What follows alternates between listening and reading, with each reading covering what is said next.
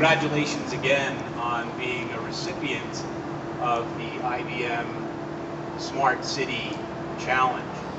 Some of you may be asking yourselves the question, what does parking have to do with smart city initiatives? Studies show that over 30% of all congestion caused in downtown areas is caused by motorists driving around and around looking for parking spaces. In a couple of weeks after StreetLine installs about 100 of these sensing devices, anyone with a smartphone will be able to download a free application called Parker. Parker will provide guidance to the motorist to those available and open spaces.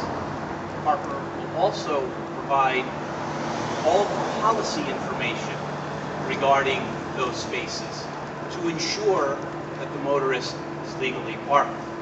Parker will also provide all of the payment options, including integration to pay by phone. Parker even has a timer that provides a heads up to the motorist to remind them how much time is actually on the meter. For merchants, StreetLine will announce a web app this week called Parker Maps. Any business owner with a browser will be able to cut and paste real-time parking information to their actual website.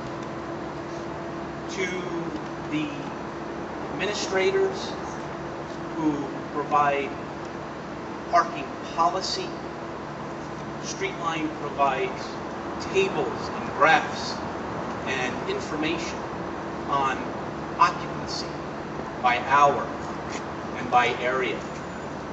So for the first time, policymakers can make informed decisions based on analytical inference as opposed to conventional wisdom. So yes, smart parking has much to do with smart city initiatives. Many of the smart cities around the world are very different from each other, but what's most common is the leadership within these cities that believe that innovation and technology can make downtown areas like Jacksonville a better place to live, to work, and play. StreetLine is honored to be part of that journey and welcome the opportunity to work with you in the near future. Thank you very much. As you can see here, the motorist isn't guided to any one specific area. The areas are broken into three categories: less than 2, greater than 2, and greater than 4. So if you're driving, you're going to know that if you go west and there are more than 4 spaces available, your chances of finding a spot are almost guaranteed, relative to if you're going to greater than 2 or less than 2, the chances are less. These are updated automatically. If you tap on the $ here, they change to the actual hourly amount. You can then actually tap on the space and it provides, as I had mentioned, all of the policy information. And then once you've parked, you can determine that you've actually parked, and you can decide how you want to pay for the meter. And then, as well as I had mentioned, you can set yourself a reminder so that 15 minutes prior to your business meeting or your lunch engagement, you're alerted on how much time you have left on the meter. Yeah, and that goes to, the importance of that is, how meters are. You want to know if you got more time on there. It's good for customer service, good for business.